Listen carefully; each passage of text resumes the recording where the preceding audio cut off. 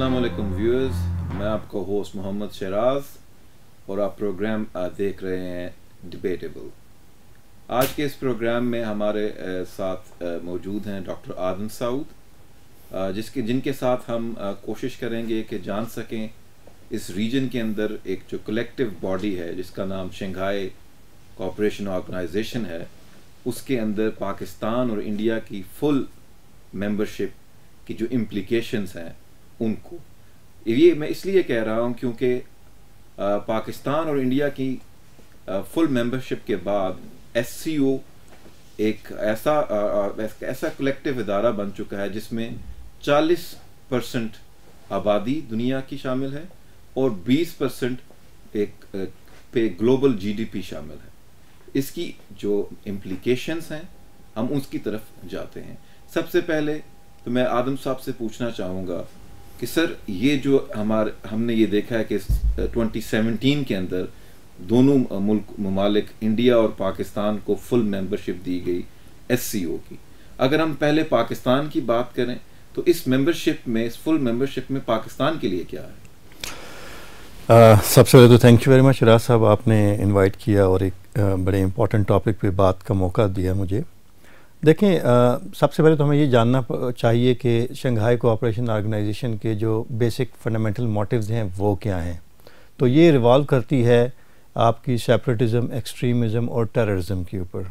वो कहते हैं जी these are the three evils, we are going to tackle these three evils in this whole region. Security related, security, more और less security की बात है, लेकिन ये फिजिकल सिक्योरिटी की बात भी नहीं है। ये इंटेलिजेंस शेयरिंग और मतलब अपने जो एक्सपीरियंसेस शेयरिंग, ये इस चीज़ के ऊपर इनका मेजर फोकस है। दो परमानेंट बॉडीज हैं, एक तो सेक्रेटेरिएट है और दूसरा मेरे ख्याल में रैट्स है, रीजनल एंटी टेररिज्म स्ट्रक्चर जो उनका है। लेकिन रैट्स में भी अगर आप देखेंगे तो उनकी कोई फौज नहीं है जिस तरह नेटो की फौज है या जो दूसरी ऑर्गेनाइजेशंस हैं उनकी अपनी अपनी मिलिट्रीज हैं जिनको वो यूज़ करते हैं। No, it's just intelligence sharing होती है, एक्सपीरियंस शेयरिंग करते हैं। हाँ, इनकी जो स्टेट्स हैं, मेंबर स्टेट्स हैं, वो जो उनकी एक्सरसाइजेज होती हैं, जॉइंट एक्सरसाइजेज होती हैं, वो ज़रूर करते हैं। लेकिन अगेन उसमें वो इंटेलिजेंस शेयरिंग करना और किस तरह से ऑपरेशन अगर करना है तो किस तरह से ट्रेन किया जाए दूसरे स्टेट्स को।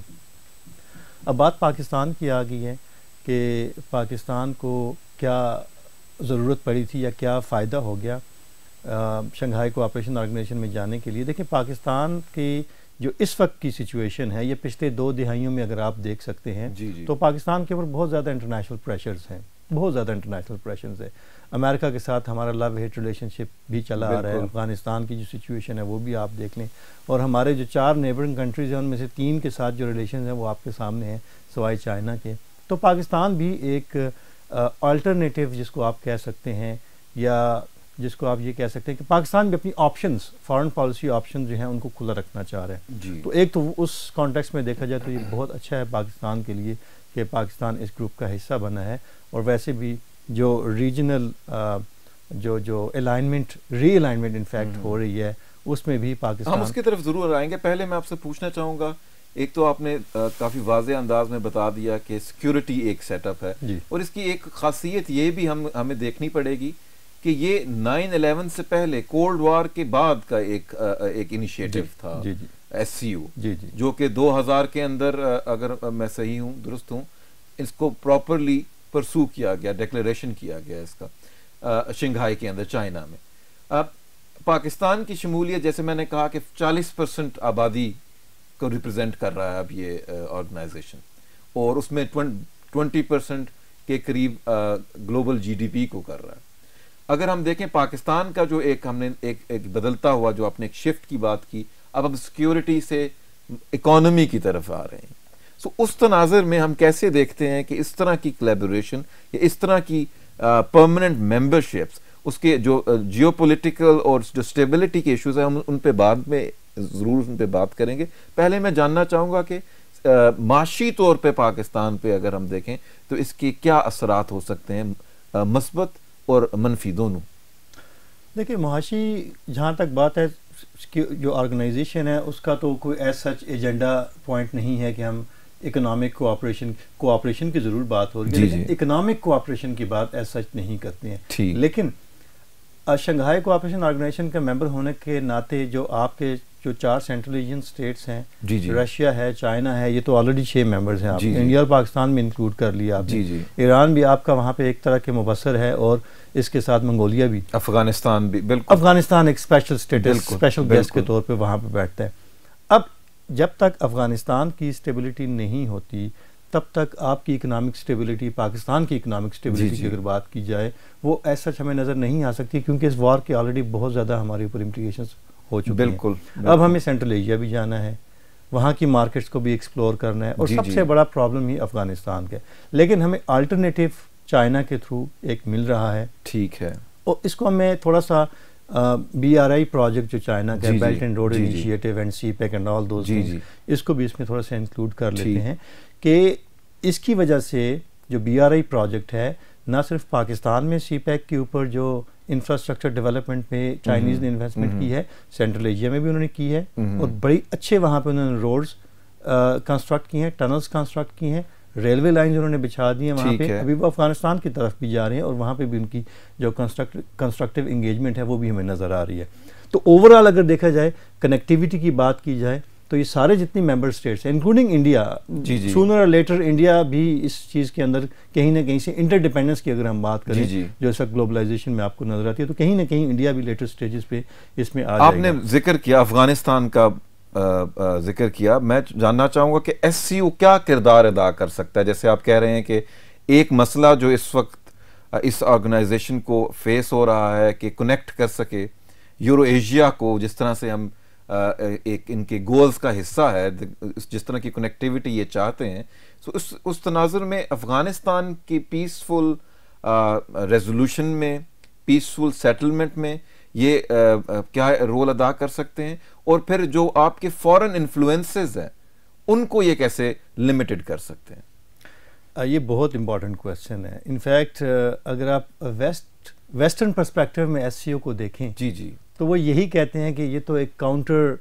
एलायंस है, बिल्कुल, या काउंटर फोर्स एक तरह की बनाई जा रही है, जो अमेरिका को अफगानिस्तान या सेंट्रल या यूरो एशिया को ओवरऑल अगर हम, हाँ जी, अमेरिका और नेटो बिल्कुल उसकी बात अगर हम मतलब ब्रॉडली स्पीकिंग, ये हो गया यूरो एशिया, हाँ, कि यूरो एशिया में जो इन्फ्लुएंस है अमेरिका का, उसको काउंटर करने के लिए ये ऑर्गेनाइजेशन बनाएगी। ये हालांकि इन लोगों ने इसको बड़ा कैटेगोरिकली डिनाई किया है कि हमारी ऑर्गेनाइजेशन जो है वो किसी मुल्क के ख़िलाफ़ नहीं है, हम तो इंटरनल पीस एंड स्टेबिलिटी की, जो थोड़ा सा आपने जो पहले बात की थी 96 में बेसिकली जो शंघाई 5 आया था, फिर 2001 के अंदर, before 9/11, not after 9/11, before 9/11 Shanghai cooperation, जी बिल्कुल, इसकी हिस्ट्री अफगानिस्तान से बड़ी गहरी ताल्लुक़ रखती है। जी जी, कि अफगानिस्तान में जब तालिबान का रजीम आ गया था, तो ईस्ट टर्किस्तान मूवमेंट जो सिंकियांग चाइना के अंदर सेपरेटिस्ट मूवमेंट है, और चेचन्स जो रेबल्स थे रशिया के अंदर, फिर सेंट्रल एशिया के अंदर IMU वाले जो थे, और बाकी जो ताजिकिस्तान के अंदर सिविल वार हुई थी, ठीक ठीक,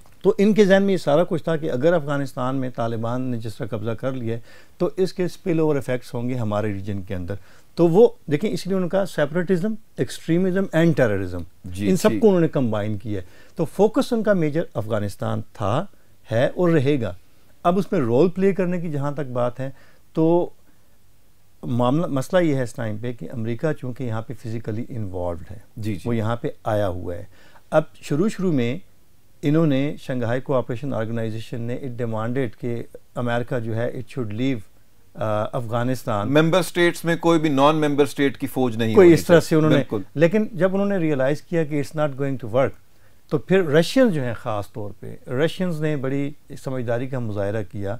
उन्होंने कहा ठीक है, अमेरिका वालों को हम समझा चुके हैं, you are not going to win this war, हम यहाँ पे शिकस्त खा चुके हैं, ठीक है, जो ब्रिटिश इंडिया था वो यहाँ पे शिकस्त खा चुका है, ठीक है, अगर आप लोग नहीं मानते हैं तो आप कॉस्ट पे करें और बैठे रहें, हमें तो इससे कोई इशू नहीं है, ठीक ठीक। अब जो लेट उज़्बेक प्रेसिडेंट था इस्लाम करीमोव, हाँ जी, उसने भी एक फार्मूला पेश किया था अफगानिस्तान के सोल्यूशन का, जिसमें शंघाई को चाइना और रशिया का बड़ा इम्पॉर्टेंट रोल था, ठीक। अब अगर आप देखें तो जितने भी नेबरिंग कंट्रीज़ हैं अफ़गानिस्तान के, या वो SCO के मेंबर हैं, हाँ, या वो ईरान को अगर आप देखें तो वो उसका एक ऑब्जर्वर है। तो ईरान इंटरनेशनल पॉलिटिकल सिस्टम में जब उसके मामला ठीक हो जाएंगे तो वो भी उसका एक मेंबर बन जाएगा। तो मुझे लगता है, ये मेरी ज़ाती राय है, मुझे लगता है कि अल्टीमेट सोल्यूशन जो अफगानिस्तान के इशू का होगा वो SCO ने ही करना है, क्योंकि हम सब के स्टेक यहाँ पे यकसा हैं, बराबरी की बुनियाद पे हैं। चाइना यहाँ पे एक स्टेबलाइज अफगानिस्तान चाहता है अपनी ट्रेड को इन्हेंस करने के लिए, सेंट्रल एशिया अपने हाइड्रोकार्बन्स को एक्सपोर्ट करना चाह रहे हैं। थोड़ी कनेक्टिविटी की बात भी आप कर रहे थे, चाइना ने बड़ी ज़बरदस्त किस्म की ऑयल और गैस पाइपलाइन 4,500 हज़ार किलोमीटर्स की कंस्ट्रक्ट कर ली है सेंट्रल एशिया से चाइना को। तो हम उससे बड़ा, हमारा टैपी आज तक नहीं हो सका क्योंकि अफगानिस्तान की वजह से। तो ये शंघाई कोऑपरेशन ऑर्गेनाइजेशन के फोरम से बड़े ब्राइट चांसेस हैं कि जब अमेरिका यहाँ से ग्रेजुअली शिफ्ट करता है, निकलने की कोशिश करता है या नहीं भी करता, तो लेटेस्ट स्टेजेस पे इन्वॉल्वमेंट ज़रूर हो जाएगी SCO के अफगानिस्तान के इशू को रिजॉल्व करने के लिए। ठीक है। सो आप ये समझते हैं कि फ्यूचर के अंदर बहुत ज़्यादा चांसेस हैं कि ये कॉपरेशन, शंघाई कॉपरेशन एक सेंट्रल रोल प्ले करेगी रीजनल पॉलिटिक्स को शेप करने में? बिल्कुल करेगी, बहुत इंपॉर्टेंट रोल प्ले करेगी, चूँकि है सिक्योरिटी ऑर्गेनाइजेशन, सिक्योरिटी के लिए बनी है। लेकिन जिस तरह आपने थोड़ी देर पहले ये बात की थी, इकॉनमी की बात की थी, तो इकॉनमी की तरफ भी इनका शिफ्ट है। लेकिन BRI की बात जब हम करते हैं ना, उसको रशिया भी उसको सपोर्ट कर रहे हैं, सेंट्रल एशियंस भी उसको सपोर्ट कर रहे हैं, पाकिस्तान भी कर रहा है, अफगानिस्तान भी कर रहा है, ईरान भी कर रहा है जी, सवाई इंडिया के। बिल्कुल। तो सो फार वो मैंने आपसे पहले अर्ज कर दिया कि लेटेस्ट स्टेजेस पे इंडिया भी। लेकिन इस वक्त इशू मैं इसलिए इकोनॉमी पे इसलिए गया था क्योंकि पाकिस्तान का उन मेंबर स्टेट्स के साथ उस तरह से इकोनॉमिकली हमने देखा है कोई इतना वाज़िया ताल्लुक नहीं है, या कोई सिग्निफिकेंट ताल्लुक नहीं रहा इकोनॉमिकली। नहीं है।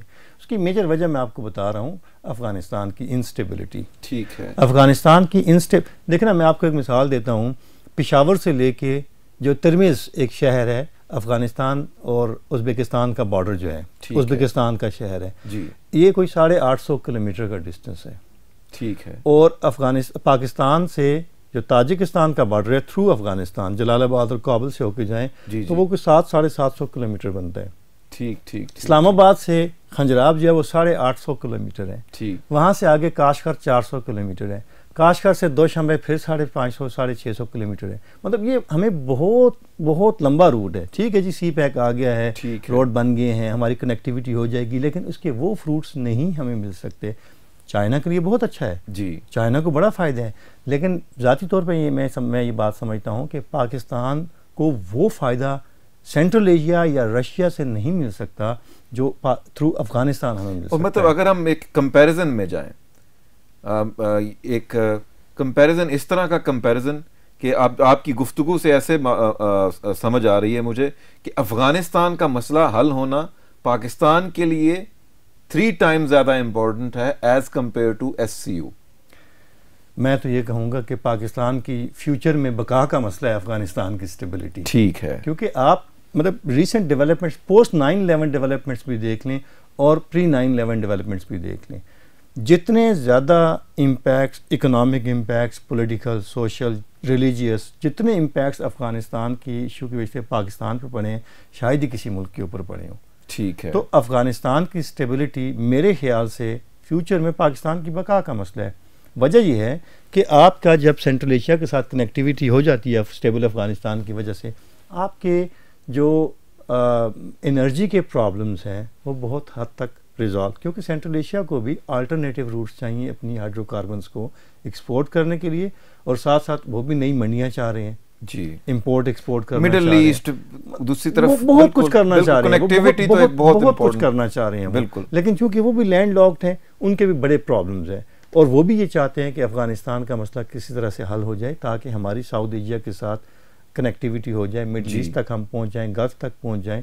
तो अफगानिस्तान तो बहुत इंपॉर्टेंट है, और वो बात वही है, SCO के पास या जो ऊपर वाले रशिया और चाइना स्पेशली हैं, उनके पास और बहुत सारी ऑप्शन हैं, पाकिस्तान के पास ऑप्शन बड़ी कम है। ठीक है, अब ज़रा थोड़ा सा हम फोकस को बढ़ाते हैं और लेकर चलते हैं इन दोनों कंट्रीज़ का, इन दोनों ममालिक का, ख़ासतौर पर पाकिस्तान और इंडिया का लास्ट ईयर 2017 में जो फुल मेंबरशिप मिली, इन दोनों की जो फुल मेंबरशिप है वो एससीओ के लिए क्या मानी रखती है? बिकॉज आपको पता है कि ये दोनों ममालिक आपस में तो एक पेज पे नहीं है, और दूसरी तरफ चाइना जो कि एक बहुत एक्टिव मेंबर है एससीओ का, उसके ताल्लुकात भी कुछ इंडिया के साथ ज़्यादा दोस्ताना नहीं है। सो आप इस नई डेवलपमेंट को कैसे देखते हैं कि इसका क्या क्या असरात हो सकते हैं एससीओ के ऊपर खुद से?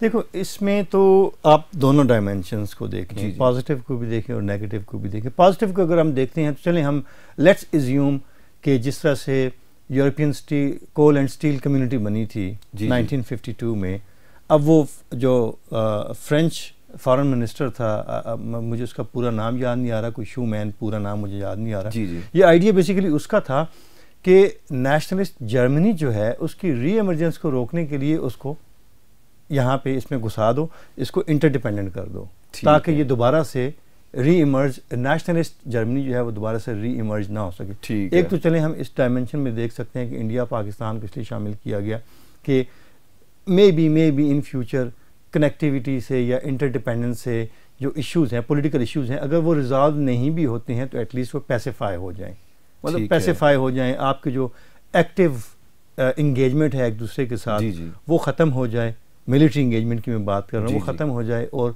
आप इकोनॉमिक्स के ऊपर या अल्टरनेटिव जो इंटरडिपेंडेंस की थ्योरी बेसिकली कहती है कि जब आप इंटरडिपेंडेंट हो जाते हैं तो एजेंडा सेटिंग में फिर आप सिक्योरिटी को हटा के उस चीज़ को ले आते हैं जो उस टाइम पे इम्पोर्टेंस रखती है। तो हो सकता है प्रॉस्पेक्ट्स रखने चाहिए कि इससे कोई पॉजिटिव डेवलपमेंट हो सकती है, लेकिन अगर आप मेरा पर्सनल एनालिसिस पूछना चाहें या मेरी ज़ाती राय पूछना चाहें तो मुझे ये लगता है कि ये एससीओ को स्ट्रेंथन करने की बजाय वीक करेगा। वीक इन अ सेंस, जिस तरह आपने खुद कह दिया कि, और सिर्फ ये इंडिया पाकिस्तान, इंडिया चाइना के इश्यूज़ नहीं है, सेंट्रल एशियन स्टेट्स जो हैं 3, उज़्बेकिस्तान, किर्गिज़स्तान और ताजिकिस्तान, इनके भी बॉर्डर इश्यूज़ हैं, अभी तक वो भी रिजॉल्व नहीं हुए। ऑल्दो उनकी वो जो टेंशन है वो इतनी एक्टिव नहीं है या मिलिट्री लेवल के ऊपर नहीं है, but still that is a bone of contention among these 3 states.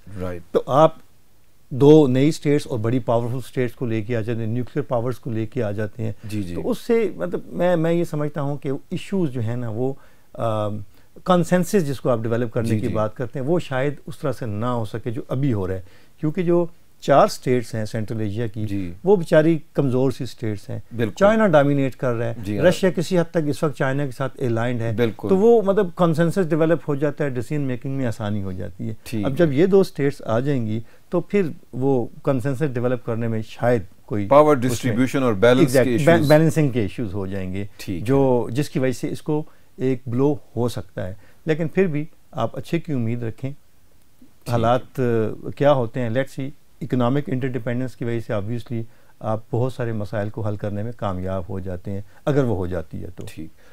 नाज़रीन, इस वक्त एक छोटी सी ब्रेक का वक्त हुआ चाहता है, और जैसे कि हमारे एक्सपर्ट आदम सऊद ने कहा कि ऑप्टिमिस्टिक रहना चाहिए। चैलेंजेस ज़रूर हैं, लेकिन चैलेंजेस के साथ साथ अपॉर्चुनिटीज़ भी मौजूद हैं।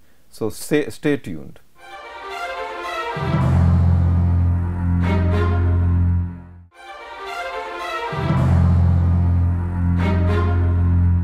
आप क्या समझते हैं? एक तो पहले तो मैं सिक्योरिटी इश्यूज पे आऊँगा, फिर आगे मैं आऊँगा जब हम रीजनल इंटीग्रेशन की बात करेंगे इकोनॉमिक टर्म्स के ऊपर।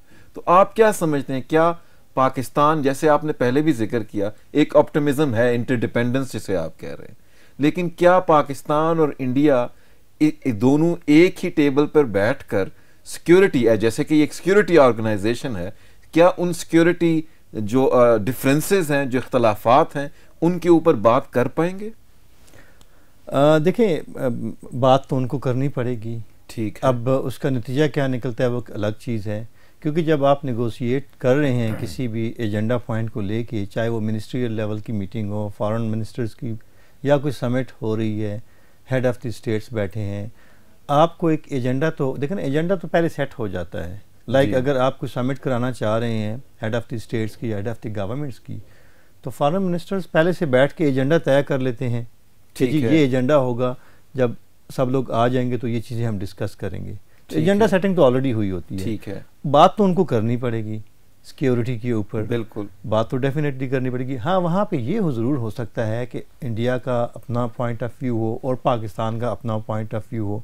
अब उसमें जो इम्पॉर्टेंट रोल है वो प्ले करेंगे चाइना और रशिया, मीडिएटर के तौर पे, कंसिलिएशन के तौर पे। इंडिया अपने आप को कैसे देखता है एससीओ के अंदर? बिकॉज चाइना भी तो एक मेंबर है जो कि एंटी या फिर जिनके आपस में ताल्लुकात इंडिया के साथ और उनके बायलैटरल ताल्लुकात इकोनॉमिक हद तक तो बहुत अच्छे हैं, लेकिन सिक्योरिटी टर्म्स में देखा जाए तो कोई इतने खास ताल्लुकात नहीं है इनके। और अगर हम उस तरह से एससीओ को देखें तो एससीओ हम कह सकते हैं कि चाइना पाकिस्तान डोमिनेटेड ज़्यादा नज़र आती है, क्योंकि रशिया का भी उस तरह का किरदार हमें उसके अंदर नज़र नहीं आ रहा जिस तरह का चाइना प्ले कर रहा है। तो आप क्या देखते हैं कि ये कैसे शेप अप करेगा? देखें, पाकिस्तान का तो ऐसा डोमिनेंट रोल मुझे नज़र नहीं आ रहा, बट जब हम चाइना के साथ चाइना डेफिनेटली प्ले कर रहा है, लेकिन रशिया के रोल को भी हम अंडर एस्टिमेट नहीं कर सकते। वो बहुत इंपॉर्टेंट रोल प्ले कर रहा है। और मैं आपको ये बता दूं कि जो 4 बाकी मेंबर स्टेट्स हैं सेंट्रल एशिया की, वो चाइना की निस्बत रशिया के ज़्यादा इन्फ्लुएंस में है, ज़्यादा क्लोज हैं, क्योंकि उसकी एक्स फार्मर कॉलोनीज़ हैं। हिंदुस्तान और चाइना की आपने बात की, बड़ी इंटरेस्टिंग सिचुएशन है, बहुत इंटरेस्टिंग सिचुएशन है कि एक तरफ तो उनकी जो बायलैटरल ट्रेड है अराउंड $100 बिलियन, अराउंड $100 बिलियन, और पाकिस्तान और चाइना की कोई $5-6 बिलियन वो भी अभी जाके हुई है। बिल्कुल। तो ये वाकई बड़ी एक इंटरेस्टिंग सिचुएशन है कि किस तरह से ये हैंडल करेंगे चीज़ों को जब यहाँ पे बैठेंगे और बॉर्डर पे कुछ ना कुछ। और सबसे बड़ा जो बोन ऑफ कंटेंशन है वो तिब्बत है, बिटवीन इंडिया एंड चाइना, बहुत बड़ा मसला है। इंडिया चाइना, मैं कॉमनैलिटीज ऐसे ही ढूंढ रहा था, इंडिया और चाइना के दरमियान में तिब्बत जी, पाकिस्तान और इंडिया के दरमियान में कश्मीर, चाइना और पाकिस्तान के दरमियान में जो कॉमन है वो इकोनॉमिक इंटीग्रेशन और एक लॉन्ग पीसफुल रिलेशनशिप, ठीक है, डिप्लोमेटिक सपोर्ट। और सिमिलरली इंडिया चाइना के दरमियान में वॉर्स और एक डिप्लोमेटिक एग्रेशन, ठीक। वेयरएज रशिया का अगर हम देखें, सोवियत यूनियन के टाइम में एक और रिलेशनशिप था इंडिया के साथ, अब रशिया के टाइम में एक डिफरेंट रिलेशनशिप है, क्योंकि इंडिया का ज़्यादा टिल्ट एक स्ट्रेटेजिक पार्टनरशिप भी यूनाइटेड स्टेट्स ऑफ अमेरिका के साथ है। सो मैं सिर्फ उस लिहाज से देख रहा था कि जब टेबल पे ये सभी लोग आएंगे तो इंडिया के पास शायद वो, जैसे कि हमने देखा आसियान के केस में इंडिया कैसे ओवर पार कर जाता है चीजों को, तो इंडिया के लिए मुश्किल होगा इस तरह का एग्रेसिव बिहेवियर एक्सरसाइज करना। क्या वो मुश्किल होगा? देखिए, 2-3 बातें हैं।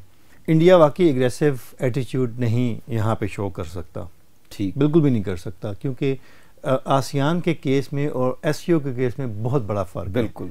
एक तो आसियान का मेजर फोकस इकोनॉमिक्स के ऊपर है, दूसरा इंडिया के मुकाबले की पावर कोई नहीं है वहाँ पे, लेकिन यहाँ पे इंडिया के मुकाबले की नहीं बल्कि इंडिया से ज़्यादा इंडिया के मुकाबले में, यही तो मेरा क्वेश्चन है कि इंडिया के मुकाबले की तो चले, ठीक है, यहाँ इंडिया के मुकाबले में पावर्स मौजूद हैं, बिल्कुल मौजूद हैं। लेकिन आप ये भी ध्यान में रखें कि चाइनीज़ को भी पता है कि इंडिया यहाँ से किसी और जगह शिफ्ट नहीं हो सकता, बिल्कुल। इंडिया को भी पता है कि चाइना यहाँ से किसी और जगह शिफ्ट नहीं हो सकता, ठीक है। वो रीअलाइनमेंट ज़रूर हो गई है, अमेरिका के साथ उनकी स्ट्रेटजिक पार्टनरशिप हो गई है चाइना को कंटेन करने के लिए।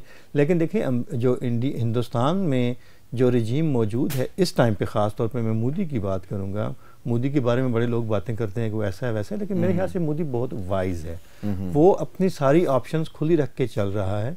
वो इधर से भी अपने मामलात को अच्छी तरह से डील कर रहा है, उधर से भी कर रहा है। और एक और बड़ी इंपॉर्टेंट चीज़ है, आप ब्रिक्स को भी ध्यान में रखें, ठीक है, बिल्कुल, ब्रिक्स को भी ध्यान में रखें, उसमें भी इंडिया और चाइना दोनों मेंबर्स हैं। हाँ जी। तो मतलब मल्टीपल फोरम्स के ऊपर इनकी ऑलरेडी डिस्कशंस चल रही हैं, ऐसा नहीं है कि इनके बीच में कोई बहुत ज़्यादा क्लैश ऑफ इंटरेस्ट की बात हो रही है, लेकिन स्टिल इशू मौजूद है। ख़ास तौर पे तिब्बत का इशू जो है बड़ा सेंसिटिव इशू है। हिंदुस्तान वाले तिब्बत को क्लेम करें कि हमारा इलाका है, चाइना ग्रेटर चाइना की बात करता है, तो इससे भी जो एससीओ की कारकर्दगी है उसके ऊपर फ़र्क पड़ सकता है। तो फिर ये क्या, जब आप जाते हैं इस तरह की एससीओ टाइप ऑर्गेनाइजेशंस का हिस्सा बनने, जो कि एक पोटेंशियल भी रखती हैं और आपके इश्यूज भी हैं वो उन ऑर्गेनाइजेशन के अंदर, तो क्या आप एक हिंट ऑफ ऑप्टिमिज्म के साथ जाते हैं?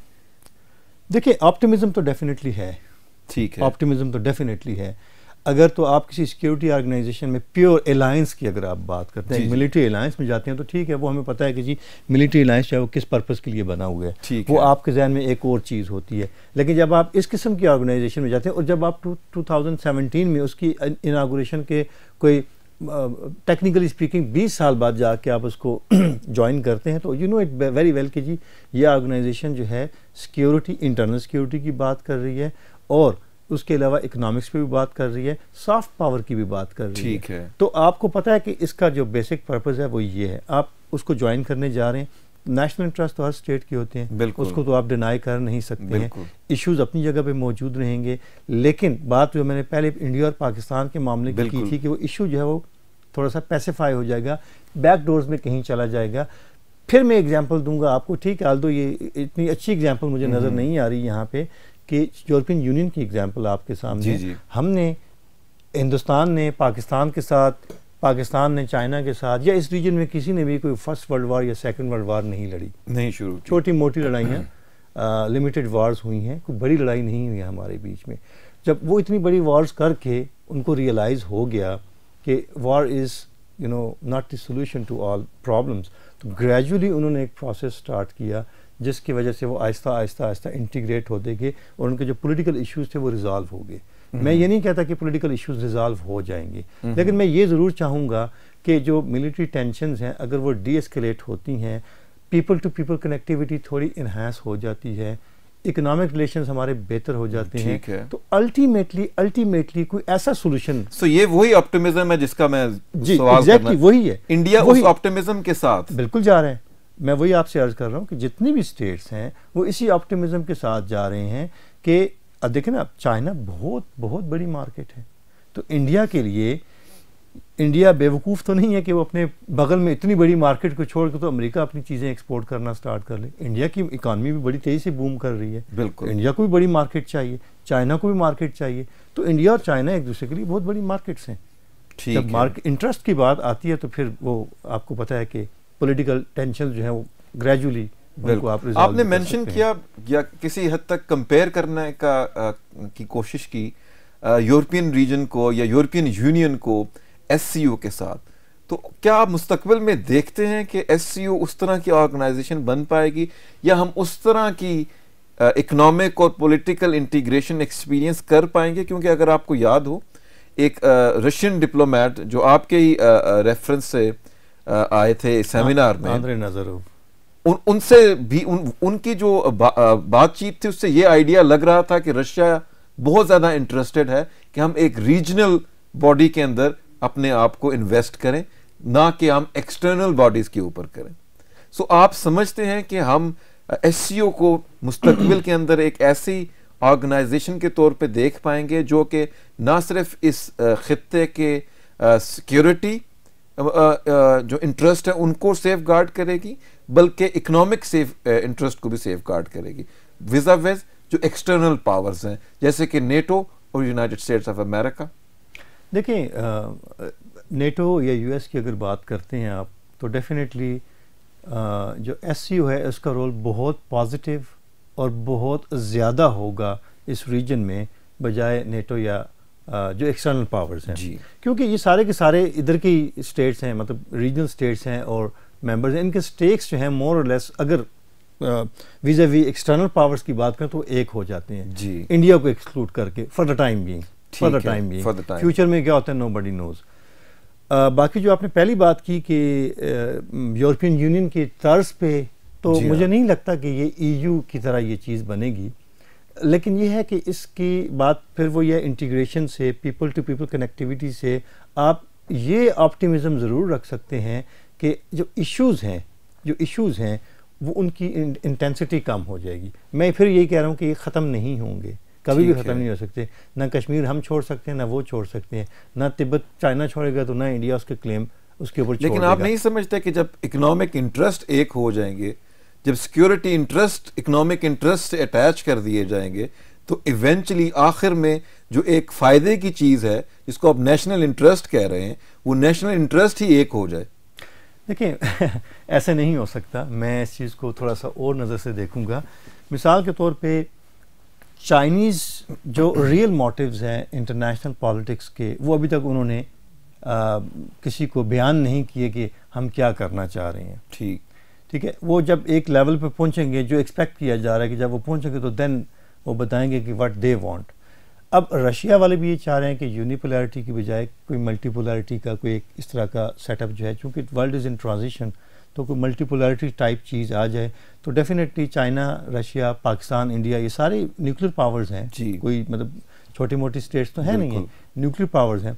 तो वो ये चाहते हैं कि जी मिल मिला के कहीं से कोई वॉइसेस उठें और जो अमेरिकन हेजमनी है इंटरनेशनल पॉलिटिक्स के अंदर, उसको किस तरह से चैलेंज करने की सर मैं यहाँ पे ऐड करूँगा, मल्टीपोलर, अब कलेक्टिव पोलैरिटी की तरफ नहीं जा रहे हम, और मेरा मकसद कलेक्टिव पोलैरिटी से है। जैसे यूरोपियन यूनियन एक कलेक्टिव एक्टर है, इसी तरह एससीओ मुस्तकबिल में एक कलेक्टिव एक्टर के तौर पे सामने आ सकता है, जिसमें बैलेंसर हो सकता है कि एक कंट्री बन जाए जैसे कि चाइना। लेकिन क्या दुनिया कलेक्टिव पोलैरिटी की तरफ नहीं जा रही? देखिए, कलेक्टिव पोलैरिटी भी हो सकती है, लेकिन वो कोई मुख्तलिफ रीजन्स के अंदर आप देख सकते हैं कि शायद हो जाए। ठीक है, यूरोपियन यूनियन का केस थोड़ा सा डिफरेंट है, उनकी हिस्ट्री थोड़ी सी डिफरेंट है। मतलब वहाँ पे जो पॉलिटिकल या सोशल डेवलपमेंट्स आज से 100-150 साल पहले हुई थी, वो हमारे यहाँ आज हो रही हैं। बिल्कुल, तो वो उनमें और हमें काफ़ी, क्योंकि पब्लिक अवेयरनेस बहुत इम्पोर्टेंट। लेकिन अगर हम रशिया को देखें, उस रीजन को देखें, सेंट्रल एशियन रीजन को देखें, चाइना का एज ए सिविलाइजेशन देखें, और साउथ एशिया को एज ए सिविलाइजेशन देखें, तो मेरे ख्याल में जो तब्दीलियां उन्होंने आज से 100 साल पहले एक्सपीरियंस की, उसकी किसी न किसी तरह की एक शक्ल हम आज यहाँ पे एक्सपीरियंस कर रहे हैं अपने रीजन के अंदर। और अब हम देख रहे हैं कि एक बदलती हुई सूरत हाल जो हमें नज़र आ रही है, वरना आज से 10 साल पहले किसने सोचा था कि हम एससीओ में इस तरह की सोच को आगे बढ़ाएंगे कि हम कलेक्टिव हो जाएं सिक्योरिटी टर्म्स में, या इकोनॉमिक इंटीग्रेशन की बात कर पाएंगे। इसी चीज़ को मैं अब कनेक्ट करना चाहूँगा। जैसे रिसेंटली हमारे प्राइम मिनिस्टर खाकान अब्बासी साहब ने जब जिक्र किया, जब एससीओ के सेक्रेटरी जनरल साहब यहाँ इस्लामाबाद में दौरे में थे, कि सी पैक को मिला लिया जाए एससीओ के प्रोजेक्ट्स के साथ। ठीक है, सो ये वो कनेक्टिविटी का हम एक तनाज़ुर देख रहे हैं। जब हम कनेक्टिविटी, इकोनॉमिक कनेक्टिविटी होगी, तो उसके obviously people to people contacts पे भी असर पड़ेगा, जो उसके जो स्पिल ओवर इफेक्ट्स हैं।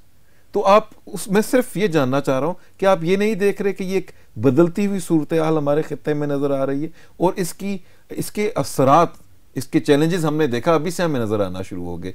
यूएसए का एक एग्रेसिव स्टांस टूवर्ड्स चाइना और रशिया, जो उसने अपनी रीसेंट स्ट्रेटजी में एक्सप्रेस क्लियर हो गया। नेटो कैसे डिफेंसिव हुआ क्लियर हो गया, ठीक है, और कैसे एससीओ की कंट्रीज क्लेम करने की कोशिश कर रहे हैं कि अफगानिस्तान में जो रेजोल्यूशन होगी वो हमारी कंट्रीब्यूशन से और हमारी मर्जी से होनी चाहिए, ना कि उस पार की मर्जी से होनी चाहिए जो एक्सटर्नली इन्वॉल्व है इसके अंदर। अफ़गानिस्तान की जो बात आप कर रहे हैं कि इसके सोल्यूशन की बात भी आपने की, एक्स्ट्रा रीजनल पावर्स की बात भी की। मैं पहले भी अर्ज़ कर चुका हूँ कि अफ़गानिस्तान का इशू जो है वो बहुत सेंसिटिव है एक तो, और दूसरी बात ये है कि जो नेबरिंग कंट्रीज़ हैं, जो एससीओ वाले हैं, अगर उनकी सब की बात करें तो वो चाहेंगे कि अफ़गानिस्तान के मामलात जो हैं वो सेटल डाउन हों, जल्द अज जल्द ठीक हो जाएं, ताकि इकॉनमी को भी बूस्ट मिले, सिक्योरिटी इश्यूज़ भी रिजॉल्व हो जाएं, और टेररिज्म को भी कंट्रोल करने में काफ़ी हद तक मदद मिल जाए। बाकी बात रहेगी प्राइम मिनिस्टर की स्टेटमेंट की कि सी पैक को आप एससीओ के जो 6 रूट्स हैं, जो इकोनॉमिक रूट्स हैं, उनका हिस्सा बना दिया जाए। कहने का मकसद ये कि क्या ये एक पॉसिबिलिटी है, क्या हम ये देख सकते हैं आने वाले मुस्तकबिल में कि ये दोनों एससीओ के जो इनिशिएटिव्स हैं इकोनॉमिक इंटीग्रेशन की तरफ रीजन को, और ये जो चाइना के और चाइना पाकिस्तान के ये वन बेल्ट रोड जो उनसा एक इनिशिएटिव है, इसकी हम कोलैबोरेशन देखते हैं मुस्तकबिल के अंदर? बिल्कुल देखते हैं। इसकी वजह मैं आपको बता रहा हूँ कि एक ऑर्गेनाइजेशन है कैरेक के नाम से, central Asian region economic cooperation की जो बात करती है, उसके और शंघाई कोऑपरेशन ऑर्गेनाइजेशन के कुछ 6 रूट्स उन्होंने आइडेंटिफाई किए हुए हैं कि ये रूट्स होंगे। अच्छा, BRI की अगर आप रूट्स देखते हैं तो उनमें से 4 रूट्स ऐसे हैं जो उन 6 रूट्स को कनेक्ट कर रहे हैं। इसमें आपका सी पैक भी शामिल है। सी पैक जो है वो इसका बड़ा इंटीग्रल पार्ट बन सकता है, नहीं बल्कि बन चुका है। ये जो 6 रूट्स हैं ये ईस्ट की तरफ भी जा रहे हैं, वेस्ट की तरफ भी जा रहे हैं, रशिया से होते हुए यूरोप की तरफ भी जा रहे हैं। तो कनेक्टिविटी की बात जो पहले भी हम डिस्कस कर चुके हैं, प्रॉस्पेक्ट्स बहुत ज़्यादा हैं कनेक्टिविटी के, बहुत ज़्यादा प्रॉस्पेक्ट्स हैं, लेकिन ये सक्सेसफुल तब होंगे जब अफ़गानिस्तान का मसला किसी साइड पे लगेगा, कोई हल की तरफ जाएगा, वहाँ पे स्टेबिलिटी आएगी। क्योंकि अफ़गानिस्तान की स्टेबिलिटी के बगैर जो बाकी एससीओ के मेंबर्स हैं उनको तो फ़ायदा है, जो ओरिजिनल उनके 6 मेंबर्स हैं उनको तो बड़ा फ़ायदा है कि उनके यहाँ पे कोई ऐसा इंस्टेबल रीजन नहीं है। इनिशियली तो जब एससीओ बना था, जिस तरह हमने डिस्कस किया है, तो जो मेजर फोकस था वो सिक्योरिटी के ऊपर था, बट ग्रेजुअली इकोनॉमिक्स की तरफ भी उन्होंने फोकस करना स्टार्ट किया है, क्योंकि उनके जो सेपरेटिस्ट के जो इश्यूज थे वो काफ़ी हद तक, मैं ये नहीं कहता कि ख़त्म हो गए हैं, बट काफ़ी हद तक उनके ऊपर उन्होंने काबू पा लिया है। और बहुत सारे जो उनके सेपरेटिस्ट हैं वो निकल के अफ़गानिस्तान से भी आगे निकल गए हैं, दाइश में चले गए हैं, कुछ ठीक सीरिया में, कोई इराक़ में है, तो वो मतलब उनकी जो स्ट्रेंथ थी बेसिकली वो वहाँ पे ख़त्म हो चुकी है, उनकी सपोर्ट बेस भी काफ़ी हद तक वहाँ पे ख़त्म हो चुकी है। इसलिए अब उनका जो ट्रांजिशन है वो सिक्योरिटी के साथ साथ इकोनॉमिक की तरफ भी जा रहा है। तो आपने कहा कि जी क्या ये अलग अलग से होगा या साइमल्टेनियसली, तो मैं इसको साइमल्टेनियसली ही देख रहा हूँ कि ये दोनों को इकट्ठा लेके चलेंगे, और जो उसके मकासद हैं कनेक्टिविटी के या इंटरडिपेंडेंस के, उसको वो रिजॉल्व करने की या उसको हासिल करने की कोशिश करेंगे। बिकॉज आपके इकोनॉमिक जो बूस्ट है या इकोनॉमिक डेवलपमेंट है वो इनसिक्योर जो इन्वायरमेंट है उसके अंदर तो हो नहीं सकती है, वो तो उनका एक मेजर फोकस रहेगा, और उसके ऊपर उन्होंने काफ़ी इन्वेस्टमेंट भी की और करते भी रहेंगे। बट ऑब्वियसली दोनों को वो साइमल्टेनियसली साइड बाई साइड लेके चलेंगे। बात फिर वो इंटरडिपेंडेंस की है, एजेंडा सेटिंग में उस वक्त क्या सिचुएशन है, क्या सिक्योरिटी इश्यूज हैं उनको डिस्कस करना है पहले, फिर इकोनॉमिक्स को करना है, या पहले इकोनॉमिक्स को करना है और उसके बाद सिक्योरिटी इश्यूज़ को डिस्कस करना है। तो वो सर्कमस्टांसेस के ऊपर डिपेंड करेगा कि उस टाइम पे वहाँ पे क्या सूरत हाल होती है। बहुत शुक्रिया डॉक्टर आदम सऊद हमें ज्वाइन करने का प्रोग्राम में। आपका बहुत शुक्रिया सर, इन्विटेशन का बहुत बहुत शुक्रिया, thank you. Always welcome sir, pleasure is hours. नाजरीन, तो हम ये कह सकते हैं कि इस बदलती हुई दुनिया के अंदर एससीओ का जो ताल्लुक़ है और एससीओ का जो रवैया है वो भी एक ट्रांजिशन का शिकार है। तो देखते हैं कि एससीओ का ये ऊंट किस करवट बैठता है और इसके इस खित्ते के ऊपर क्या मस्बत और मनफी असरात आते हैं। टिल द नेक्स्ट प्रोग्राम हमारी तरफ से इजाज़त दीजिए। अल्लाह ने के बाद।